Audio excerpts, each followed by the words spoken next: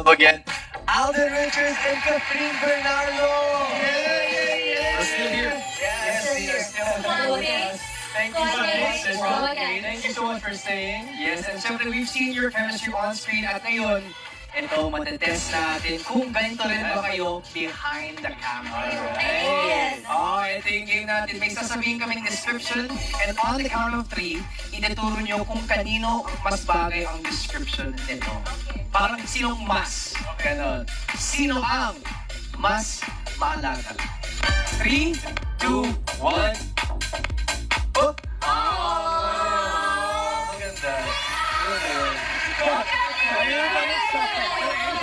Malaga. Balance. Balance. Okay. Ito, mas malambing. 3, 2, 1. Paano mas malambing? Paano mo nasabi? Paano ko? Feeling ko lang. Feeling lang pala. Hindi feeling. Kasi ganun, actually, hindi lang naman sa akin. Sa lahat. Si Kat, very warm siya with everybody. And I think that's one of her traits na talagang minamahal ng lahat ng mga nakakasama niya. Feeling ko lalo pag medyo comfortable na ako sa tao. Parang, malambing, I think. Parang I have my ways to show my appreciation sa mga katrabaho namin and all. Parang, yun, saya kayo. Diba? Pag may naglalambing sa'yo. Yes, very Lalo na much. pagpagod. Pagpagod, so yung second time and all. Yep. Alright, next question. Mas serious pagdating sa set? 3, what? Tatlo si Alden. 3, 2, 1, go! What feeling mo si Alden? Serious siya as a person. As a person talaga. Parang hindi lang pagka-truth set. Then siguro, ano yun especially si Derek Cathy, isa sa mga pet peeves niya kasi talaga is hindi dumadating na prepared and someone who's not listening to instructions. So parang medyo tinatagtagan ko lang ng konti lang para hindi ako mapagod. No, tsaka yung sa character ni Alden kasi for this one, parang kailangan medyo ganun yung vibe na, yung kailangan i-prepare yung sarili niya. Kasi medyo dark yung character ni Ethan for this. So maybe it's his way also to prepare sa scene. That's why he's serious. But now he's happy. Now he's happy. Because he's a squad mate. Yes. Squad mate now. He's a squad mate. Pero kapag po meron kayo mga heavy scenes, serious scenes, na syempre tapos na, pagpag na, sino po yung unang nangangamusta or nag-check on the other person? Ayun. 3, 2, 1. Ayun pa rin. Give and take. Parang there was this scene na ginawa namin ni Kat with Derek. Parang umabot yata ng 5 to 6 hours natin kinunin sa basement. Yeah.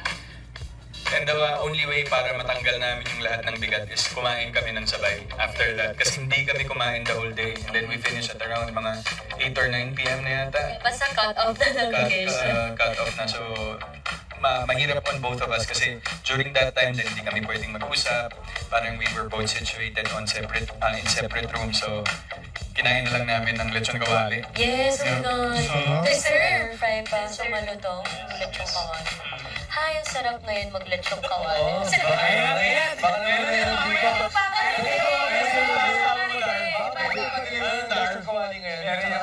Ito, speaking of lechon kawali, sino yung unang nag-aalok ng food? Uy, okay. 3, The foodie. 2, 1. Ako siguro. Yes, I know. You love to eat. You love Yes, to I know. Yeah. Kataka minsan sa akin, si Kat minsan sinasabi niya sa akin, parang hindi daw ako kumakain. Oo, hindi siya masyadong kumakain. But kasi syempre, pag may mga dalang food si Kat, doon ako napapakain ng sabay. Sabay-sabay kami. Ano yung pinakamasarap na pagkain na kinain niyo on the set while shooting this film? Just curious. Oh my gosh, As another ako, foodie.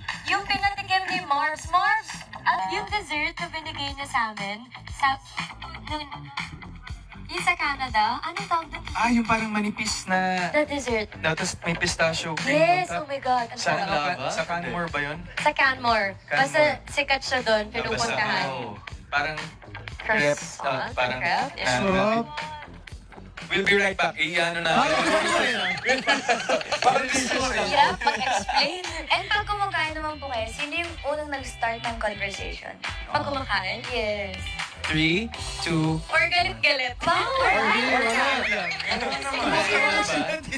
Kung sino lang unang nag-start ng conversation? In general, sinong unang nagsastart ng Kahit conversation? not, Okay. 3, 2, 1.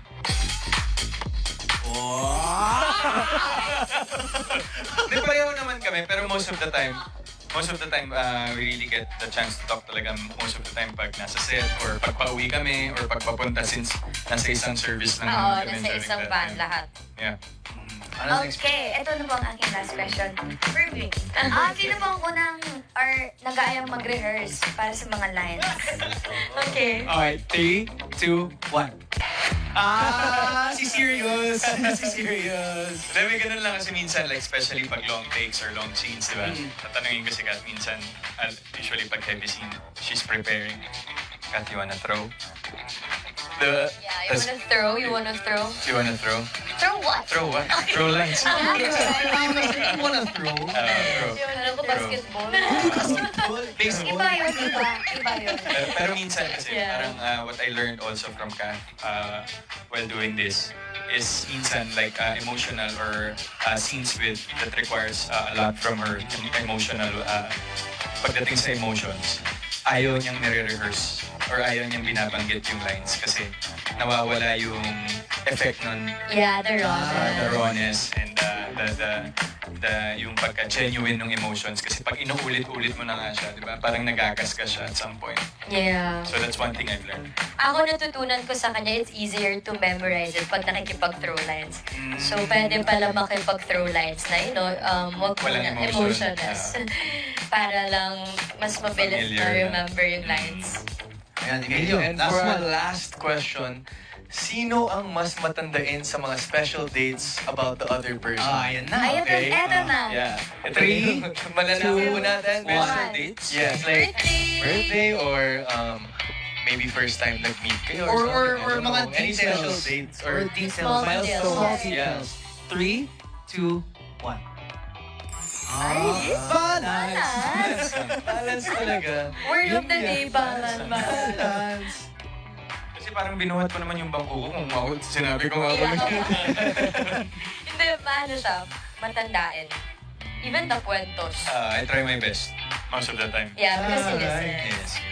I think we both listen. Always. Yeah.